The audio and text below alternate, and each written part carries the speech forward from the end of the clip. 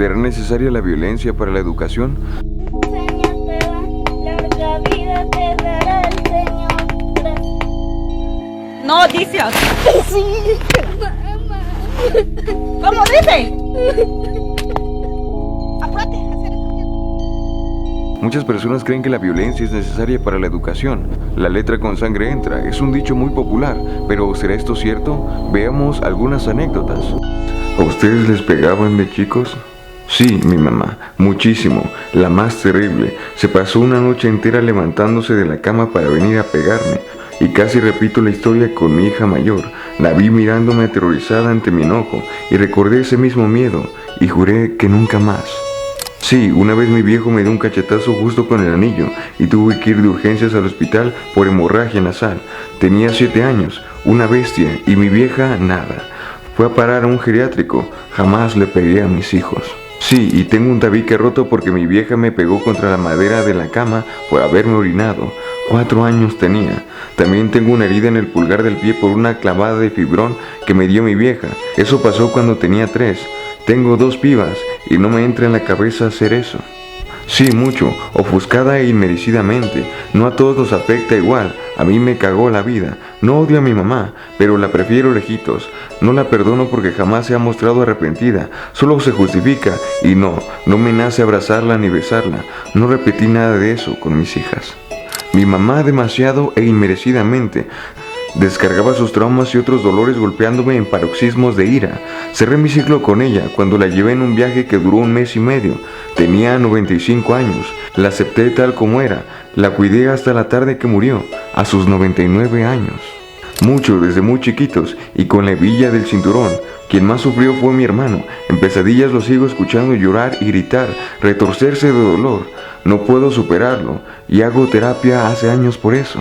Sí, y mucho, desde atarme un poste para que no corra, cortarme el pelo con cuchillo, me hacían arrodillarme sobre maíz o sal, lo que estuviera más a mano.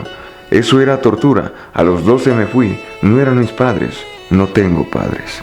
Ese terror nunca se olvida, marca nuestras vidas para siempre. No quería dormirme por las pesadillas, recé tanto hasta que dejé de soñar para siempre. Mi viejo, un psicópata, nunca lo hice con mi hijo. Sí, mi viejo mucho, cinto, varilla, palo, lo que tenía a mano, nunca lo superé, él ya falleció, hasta hoy me duele. Siempre y a veces a lo bestia, me hacía pis encima del terror, pero saqué algo bueno de esa terrible experiencia. Aprendí lo que no debo hacerle jamás a mis hijos. A los 16 me fui a la armada y jamás volví a casa. Eso fue mucho mejor que seguir viviendo en ese infierno.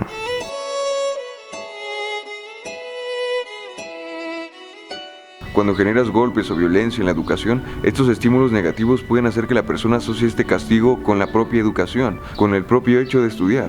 Pongamos un ejemplo muy básico.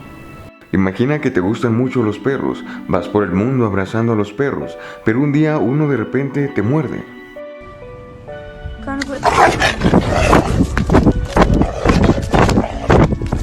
Entonces la siguiente vez que te encuentres un perro, irás más precavido o más precavida.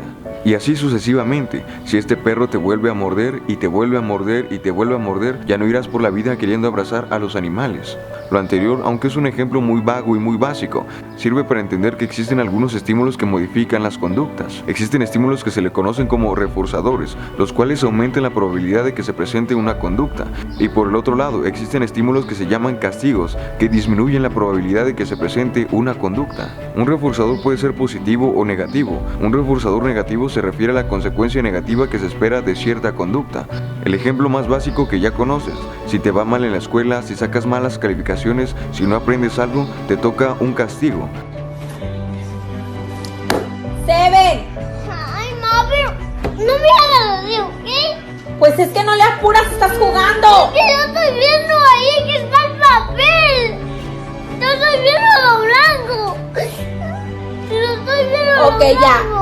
Entonces esto guiará tu conducta para evitar este castigo, queriendo así estudiar, no por el propio hecho de que te guste estudiar, sino por el hecho de evitar algún castigo o alguna reprimenda, como pueden ser los golpes o la violencia. Entonces la persona no estudia porque le guste el estudio, sino para evitar ser castigado o ser castigada. En ocasiones el propio hecho de estudiar puede interpretarse como un estímulo negativo. Muchas veces el estudiar genera mucha frustración en las personas. Esto sucede en gran parte porque las personas que enseñan no saben enseñar. Cuando la persona se frustra y se frustra más al enseñar y no sabe por qué la otra persona no aprende, se puede generar violencia. Entonces se puede interpretar a todo el ambiente del estudio como un estímulo negativo. Esto es más fácil. Si tú tienes 2 chócoros y te dan uno más, ¿cuántos chócoros tienes? 2 más 1, ¿cuántos chócoros hay? Muchas veces no se generan reforzadores positivos en la educación, es decir, la persona no ve algo positivo en el propio hecho de estudiar.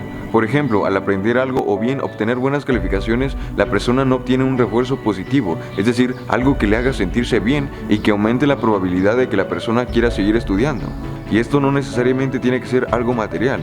El simple hecho de felicitar a la persona o de reconocer su esfuerzo puede hacer que la persona se sienta bien y que aumente la probabilidad de que la persona quiera seguir estudiando.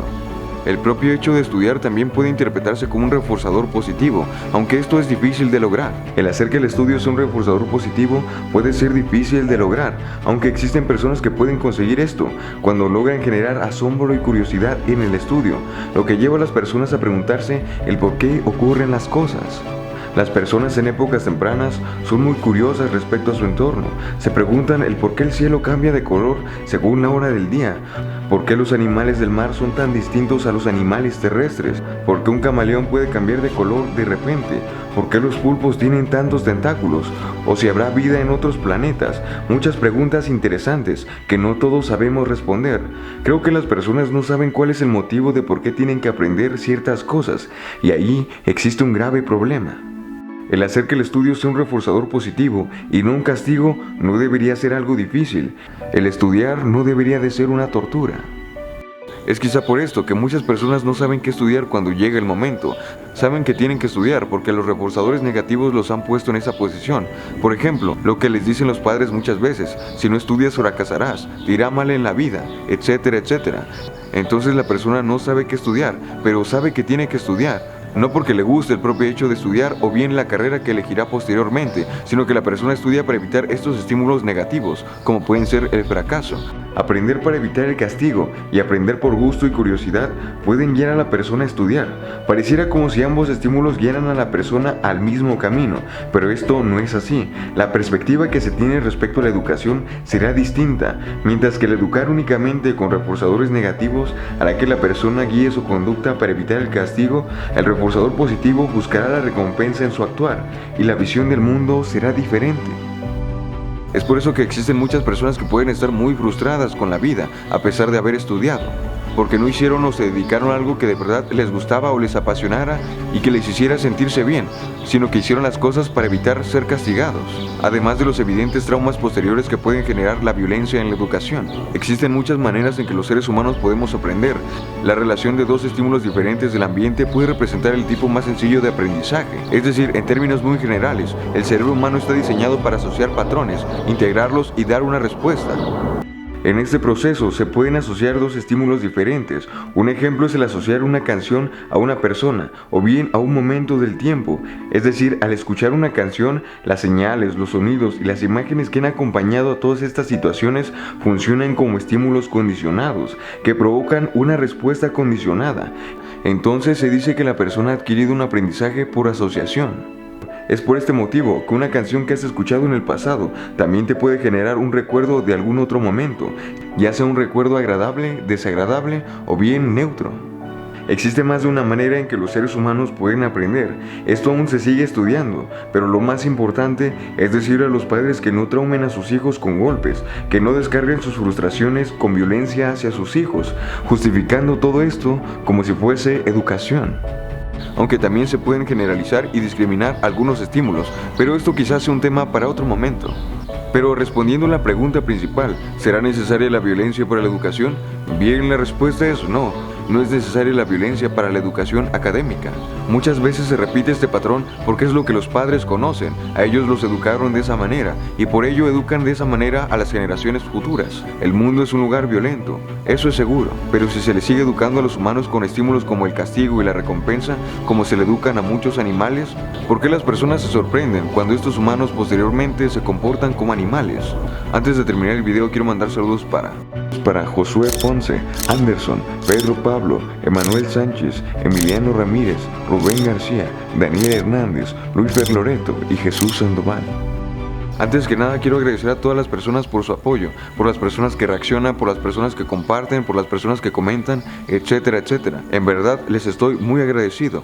En fin, recuerda que los videos también los puedes encontrar en YouTube. Al final del video dejaré mis redes sociales para que las personas si gustan me puedan seguir. En fin, eso fue todo por el video de hoy. Nos vemos en el siguiente video, camaradas. Hasta pronto.